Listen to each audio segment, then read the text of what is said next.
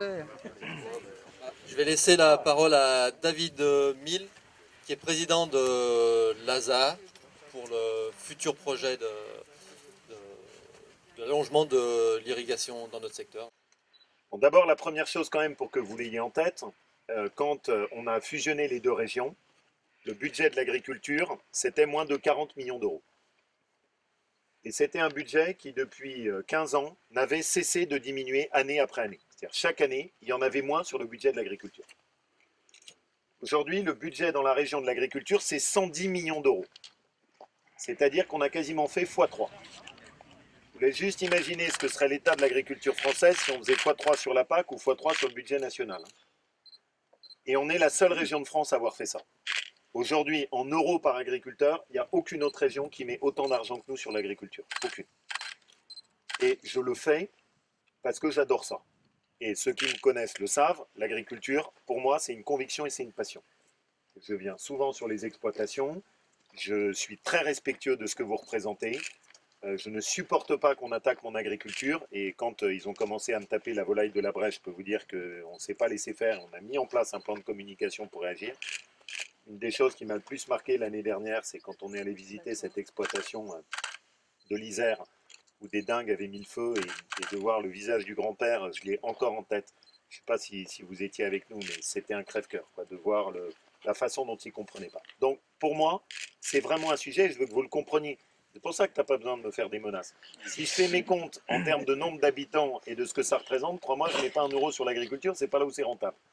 Mais je le fais parce que je le crois et parce que je crois en vous. Et parce que je crois que notre région, elle ne tiendra pas debout si elle n'a plus d'agriculture. Voilà, c'est aussi simple que ça. Je viens de Haute-Loire. La Haute-Loire, c'est exactement le même type de paysage que vous, de culture que vous. J'ai un petit peu moins de maraîchers, j'ai un petit peu plus d'élevage, j'ai très peu d'arboriculture. Par contre, j'ai de l'excellente framboise. Et j'ai de la liqueur de verveine. Et malheureusement, j'ai pas les bons bourgeois lyonnais qui ont du potentiel d'achat important sur les marchés, ce qui me manque beaucoup. Mais c'est à peu près pareil.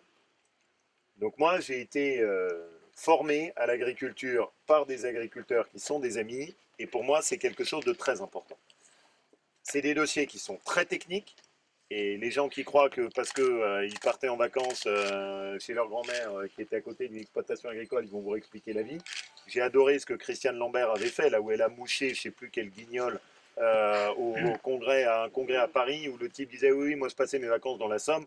Elle lui a explosé la tête en lui disant ça va, hein, c'est pas parce que passer tes vacances dans la Somme que tu vas nous expliquer l'agriculture. Elle a parfaitement eu raison. Euh, et on a essayé de construire ça, on l'a fait ensemble. Et je veux vraiment ici remercier Gérard, qui est quand même très impliqué. Pascal, vous avez quand même une FDSEA ici qui est courageuse et qui, plusieurs fois, tu as fait des actions qui étaient au bon moment. Et d'ailleurs, je t'en ai félicité. Gérard est très moteur sur les propositions. Et puis, les JA, sur lesquels, notamment sur la DGA, on a beaucoup construit en commun et avec cette vision de ce que doit être la DGA. Juste une parenthèse sur le sujet de Pascal. J'ai besoin de vous sur le climat actuel de négociation sur le second pilier de la PAC.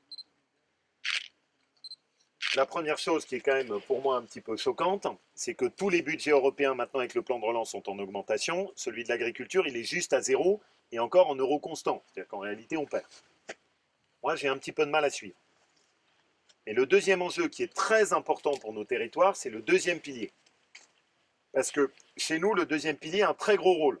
Même ici, indépendamment des décisions ICHN, le niveau des aides second pilier qu'on a est très important pour pouvoir faire du plan bâtiment et pour pouvoir faire de l'installation des jeunes. Or, sur le second pilier, il y a deux budgets qui se greffent. Il y a une partie qui est gérée par l'État et une partie qui est gérée par la région.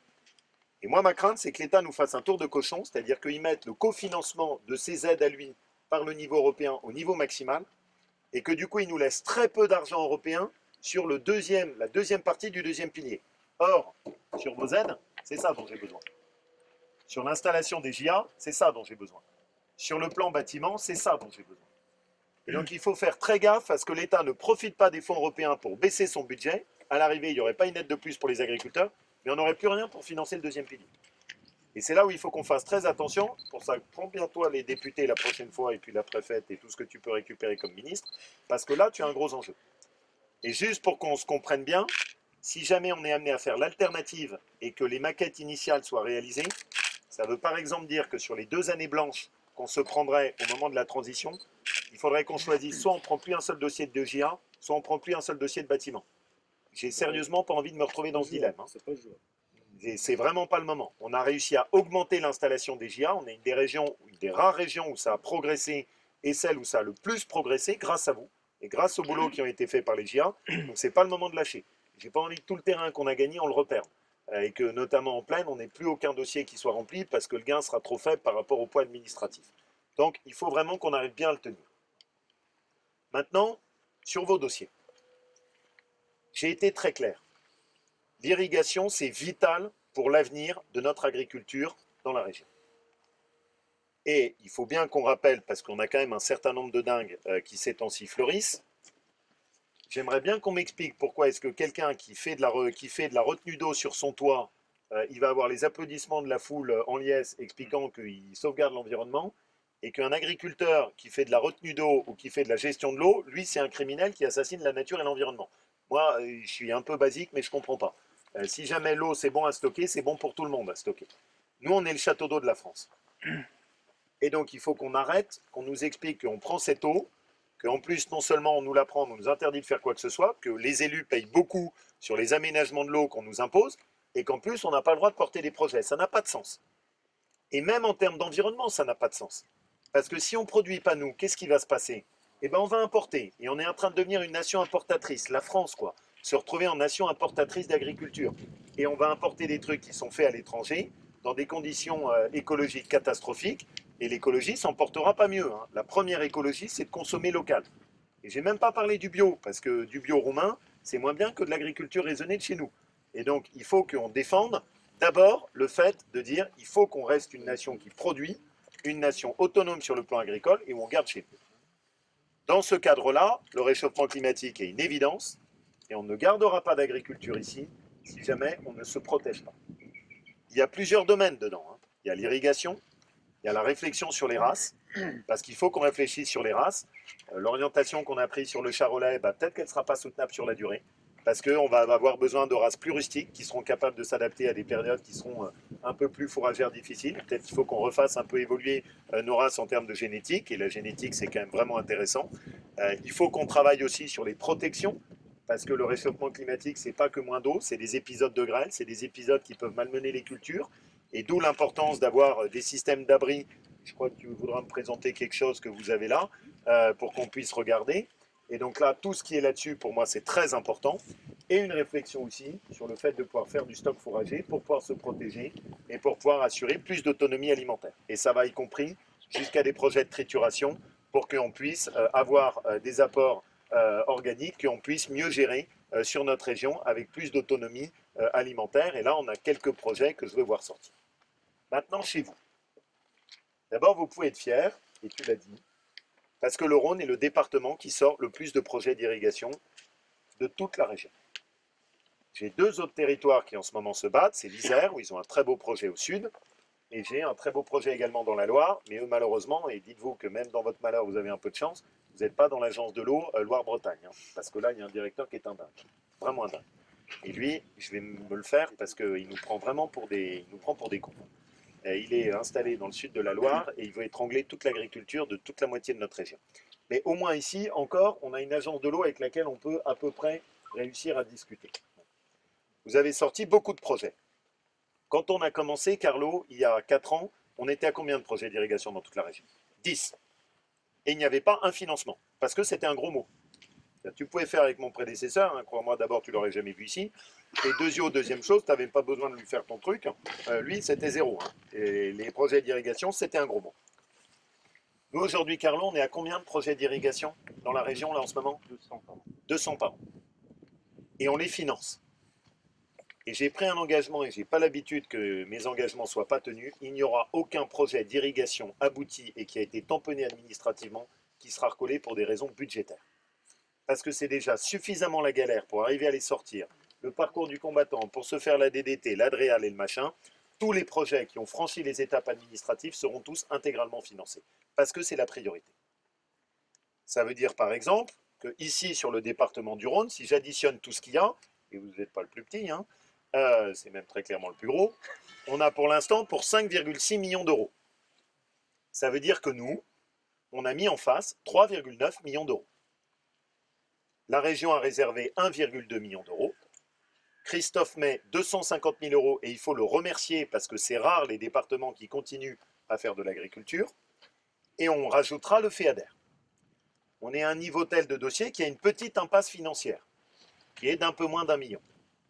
Ici, je prends l'engagement, moi, de rajouter 600 000 euros. Christophe vient d'accepter de rajouter 300 000 euros. Et donc, il n'y aura pas de projets dans le Rhône qui seront retoqués pour des raisons financières. Tout ce que vous pouvez sortir, vous y allez, vous foncez, et on le financera. Parce qu'il faut le faire. Et moi, je n'ai pas deux paroles. Une fois que je dis, je tiens, et mon budget, il a suivi. Il n'y a pas un budget de la région qui a fait comme ça. J'ai plutôt la réputation d'être dur en négociation budgétaire, et j'ai fait beaucoup d'économies partout pour vous financer ce qu'on fait là. Et je le fais parce que je sais que c'est notre seul avenir. Et que ici, tous, vous êtes morts à 15 ans si jamais on ne met pas en place ce projet. On n'arrivera pas à soutenir une agriculture. Donc il faut qu'on continue. Mais par contre, ça je le dis aussi, alors on aura peut-être encore une année de calage, c'est que l'argent que je mets là-dessus, on s'est tous entendus avec la profession pour dire, on met de l'argent pour vous protéger, mais on n'en met plus sur les calamités. Parce que sinon, j'ai tout mon budget qui part sur les calamités. Le budget calamité aujourd'hui pour la région, c'est 20 millions d'euros. Au début, j'avais dit on ne mettra rien. Parce que l'argent qu'on met dedans, on arrose le désert. On ne prépare rien. On enrichit juste les autres. On ne fait rien qui nous prépare l'avenir et qui vous protège.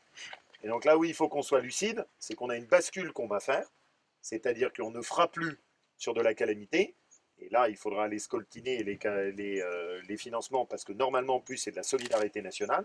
Mais par contre, on va doper et faire plus que compenser sur le budget qui est le budget destiné à faire des projets comme ici où on sait qu'on protège votre avenir. Donc feu. Et il n'y aura aucun blocage financier sur des projets de retenue d'eau et des projets d'irrigation.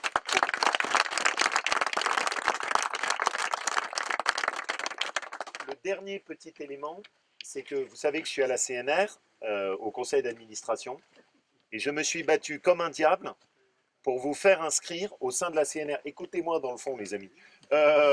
Pour vous faire inscrire au niveau de la CNR, le fait que la CNR va financer des projets d'irrigation. Ça a été... Hein?